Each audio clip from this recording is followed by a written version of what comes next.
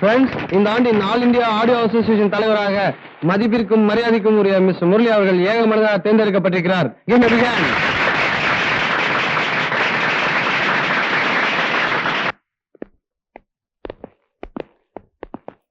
Congratulations. நான் தேர்ந்தெடுக்கப்படுவேன்னு நீங்க எதிர்பார்க்கவே இல்லைல்ல? நோ, நீங்க வந்தா என்ன, நான் வந்தா என்ன. தம்பி, இந்த சின்ன வயசுல எவ்வளவு பெரிய பதவிக்கு வந்திருக்கீங்க. உங்களுக்கு என்னுடைய வாழ்த்துக்கள். Thank you very much. தம்பி, ஒண்ணும் இல்ல, பிசினஸ்ல ஒரு சின்ன பிரச்சனை. உங்களுக்கு தெரியாதுல்ல, அசோசியேஷன் ஃபண்ட்ல இருந்து ஒரு 30 லட்சம் ரூபாய் எடுத்து ரொட்டேஷன்ல விட்டுருக்கேன். கொஞ்சம் டைம் கொடுத்தீங்கன்னா பணத்தை கட்டிடுறேன். அப்படியா? அப்ப நாளைக்கே கட்டிடுங்க. நாளைக்கு? அதுக்குள்ள எப்படி? எடுக்க தெரிஞ்சது இல்ல, கட்டுங்க. கொஞ்சம் மனசு வைங்க, இல்லன்னா என் மானமே போயிடும். மானமா? உனக்கா? பணத்துக்காக கட்டின பொண்டாட்டிக்க விபச்சாரி பட்டம் கட்டின நீ மானம் அபிமானத்தை பத்தி பேசாத.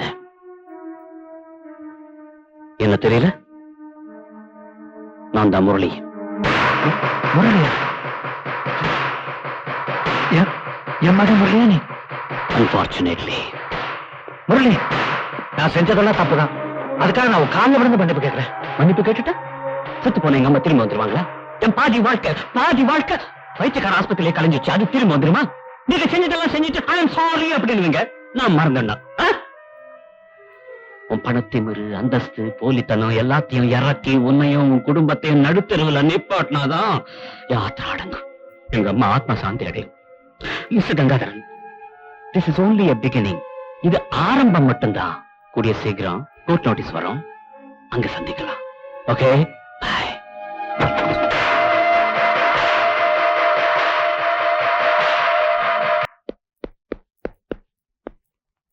பாருங்க, வாங்க தம்பி. இன்விடேஷன் ரிஷியோட டேஸ்டுக்கு செலக்ட் பண்ணட்டுமே. பத்திரிக்கை டிசைன் செலக்ட் பண்ணிட்டீங்கன்னா மத்த வேலையெல்லாம் நான் கவனிச்சுக்க. மத்த வேலைங்கன்னா என்ன உன் கல்யாணம் ஏற்படுதாண்டா? ஏமா யாரை கிட்ட முடிவு பண்ணீங்க? ஏ, நாங்களாம் தான் முடிவு பண்ணோம். ஏன் சம்மதம் இல்லாம நீங்களா எப்படி முடிவு பண்ணலாம்? என்னப்பா, நீயும் தேவியும் பழகிறது எங்களுக்கு தெரியும். அது எல்லாருக்கும் தெரியறதுக்கு முன்னாடி உங்க 2 பேருக்கும் கல்யாணம் பண்ணி வைக்கலாம்னு நினைக்கிறோம். இதுல என்ன தப்பு? இத பாருங்க, உங்க பொண்ணு ஜஸ்ட் ஃப்ரெண்டா நினைச்சு பழகுனேன். அதை நீங்க தப்பா புரிஞ்சுக்கிட்டு கல்யாணம் வரைக்கும் வந்துட்டீங்க. அதுக்கு நான் பொறுப்பு இல்லையே. தம்பி, நீங்க தான் மாப்பிள்ளைன்னு எல்லார்கிட்ட சொல்லிட்டேனே. சாரி. உங்க அந்தஸ்துக்கு தகுந்த மாப்பிள்ளையா பார்த்து தேவி கல்யாணம் பண்ணுவீங்க. அந்தஸ்தா? அப்போ உங்களோட சம்பந்தம் பண்ண எங்களுக்கு தகுதி இல்லைன்னு சொல்றீங்களா? தம்பி, உங்களை நோட்ல உத்தரன்னு நினைச்சிருந்தேன். ஆனா 10ஓட 11 நிரூபிச்சிட்டீங்க.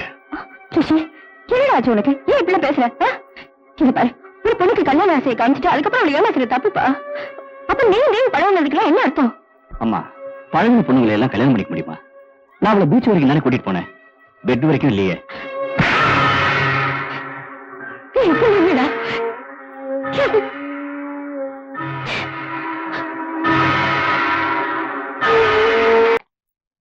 காதலிக்கும் போது கண்ணு மண்ணு தெரியாம காதலிக்கிறாங்க. கல்யாணங்கள் பேச்சு வந்துருச்சுன்னா அந்தஸ்தை பார்க்க ஆரம்பிச்சிருவாங்க. ஏங்க என்னாச்சு? எல்லாம் பண்ணலதான். என் மான மரியாதை எல்லாம் போச்சு. உங்க பொண்ணை கட்டிக்க முடியாதுன்னு சொல்லிட்டான். உங்க அந்தஸ்தை பார்த்து அதுக்கு தகுந்த மாப்பிள்ளைய பார்த்து உங்க பொண்ணு கட்டிடுங்கன்னு சொல்லிட்டா. போதுமா? இப்படி திடீர்னு கல்யாணம் நின்னு போச்சுன்னா கேக்குறவங்களுக்கு என்ன பதில் சொல்றது? அதே தேதியில அதே முகூர்த்தத்துல இவ கல்யாணம் நடக்கும். நான் பாக்குறவன் தான் மாப்பிள்ளை. ஏங்க, இனிமே யார பார்த்து நான் சொல்றேன் தப்பா நினைக்காதீங்க. முன்னாடி தம்பி நம்ம தேவி மேல உயிரே வச்சிருக்கு. அந்த தம்பியவே நம்ம மாப்பிள்ளை ஆக்கிக்கலாம்னு நினைக்கிறேன்.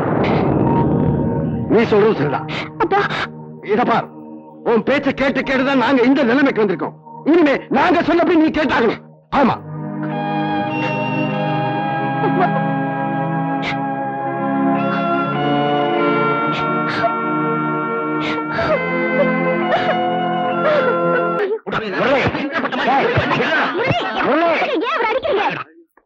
இவன் என்ன எடுத்தான் தெரியுமா பத்திரிகையில?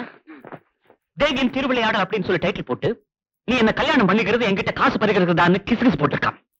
இந்த புகழ், இந்த பாட்டு எல்லாமே அவங்க போட்ட பிச்சடா. இந்த உருவத்தை பாடுறான். என்ன யாராவது காதலிப்பாங்களா? அவ அழகுக்கும் படிப்புக்கும் பொருத்தமானவங்க, எனக்கு மேல பொருத்தமானவங்க 1000 பேர் வந்து மாப்பிள்ளைகளா கீழே நிப்பாங்கடா. இருந்தாலும் she loves me. என்ன காதலிக்கிற எதுக்கு தெரியுமா? என் மனசுக்காகடா, என் மனசு. தேவி அவன் ஏதோ தெரியாதனமா கண்ணா பின்னான்னு எழுதிருக்கான். அதுக்கு போய் நீ கண் கலங்கிட்டு come on please. இவன் மேல நான் வச்சிருக்கிறது காதல் இல்லடா, பக்திடா. இவன் தேவதடா. தேவைப்பட்டா என் வீட்டுல இவளுக்கு கோயில் கட்டி நான் செலவு வைப்பேன்டா. இத கூட எழுதுவோம் பத்திரிக்கையில, புரியுதா? ஆனா அவன் என் மேல வச்சிருக்கிற காதலை கொச்சப்படுத்தி ஏதாவது எழுதுன அவன் கொலகாரன் ஆயிடுவேன். ராஸ்கல், புரியுதா?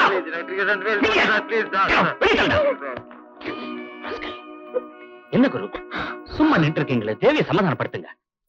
நான் ரெக்கார்டிங் போயிட்டு வரேன். ஓகே ப்ளீஸ் கொஞ்சம் பாத்துக்கங்க. பாத்தியாமா, நீயே சொல்லிடலான்னு வந்தேன். உன்னால முடியல. என் நிலைமை அதான். உன்னை பத்தி பேச்சு எடுக்க எனக்கு பயமா இருக்குமா?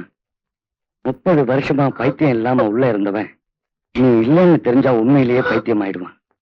கையெழுத்து கூட போட தெரியாம இருந்தவனோட தலையெழுத்த மாத்துந்த நீதான். இதுக்கு மேல முடிவு உன் கையில தான் இருக்கு.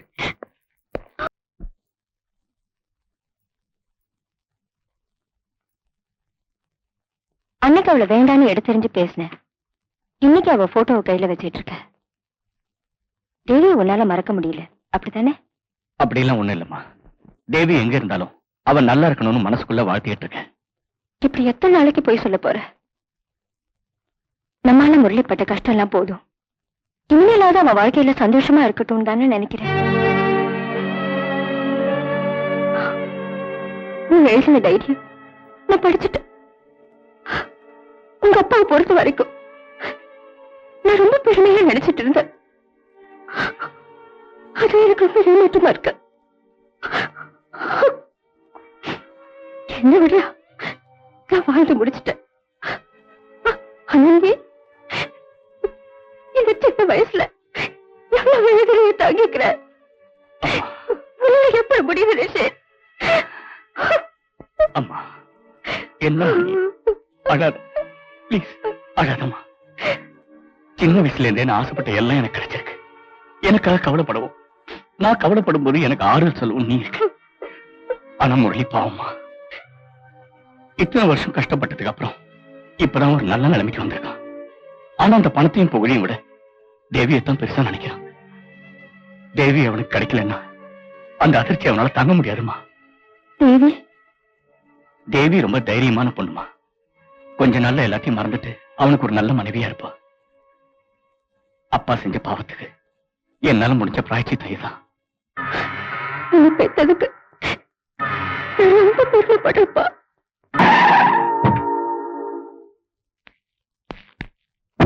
சார், ஒரு மாசம் டைம் கொடுங்க சார்.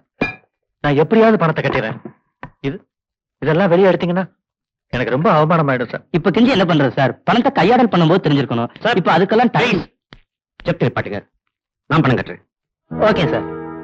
ப்ளீஸ் அதெல்லாம் உள்ள வைங்க, அதெல்லாம் உள்ள வைங்க.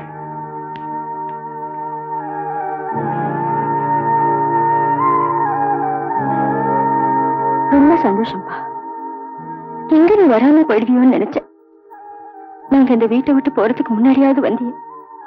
ரொம்ப சந்தோஷம். ரிஷி, ஜெப்தி நீ பாட்டு. நீ எங்களுக்காக எதையும் விட்டு கொடுக்க வேணாம். ஒரு 10 நிமிஷம் டைம் கொடுத்தீங்கன்னா இந்த வீட்டை காலி பண்ணிடுவோம். நான் அண்ணாங்கிற உரிமையில தான் அவனை அடிச்சம்மா. இல்லன்னு சொல்லுங்க, நான் போயிட்டேன். நீங்க எல்லாம் யாருன்னு எனக்கு தெரிஞ்சா நான் எங்க உங்களை எல்லாம் வெறுத்து வேணும்னு ஒண்ணுமே சொல்லாம மறைச்சு வச்சிருந்தீங்கல்ல. நான் அவ்வளவு கேவலமானவனாடா. நீ என்ன பத்தி என்ன நினைச்சாலும் எனக்கு அக்கறை இல்லடா. என்ன பொறுத்த வரையில நீ என்னோட தம்பி. Excuse me. நான் கஷ்டத்தில் இருக்கும்போது நிறைய தடவை எனக்கு ஆறுதல் சொல்லிருக்கீங்க.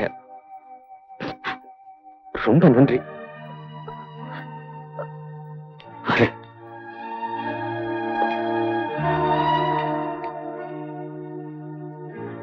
சின்ன வயசுல இருந்த உங்களை பழி வாங்கணும்னு நினைச்சு வந்தேன். ஆனா இன்னையில இருந்து அந்த எண்ணத்தையும் மறந்துட்டேன்.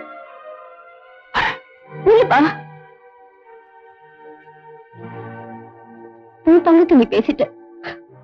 ஆனா உங்க அம்மா சர்வ 4 வார்த்தை இவரு கேட்டதா என் மனசுக்கு நிம்மதியா இருக்கும். ஒரு பொண்ணு வாழ்க்கை அழியறதுக்கு என்ன காரணமாக்கிட்டீங்களே. காலமெல்லாம் அதையே நான் நினைச்சு வேதனைப்படுற அளவுக்கு செஞ்சுட்டீங்களே.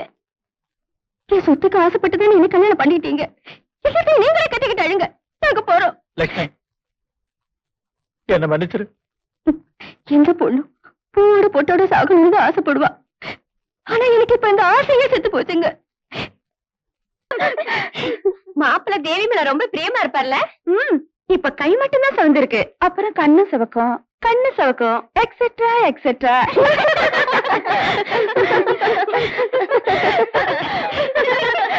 என்னடி இவ சிரிக்கவே மாட்டேங்கிறா? எங்க அப்பா வந்துட்டாங்க.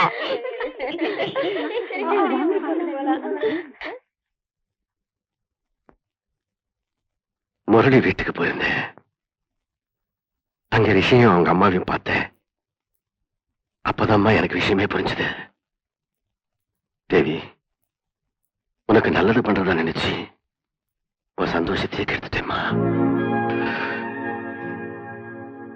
மன்னிச்சிருப்பா.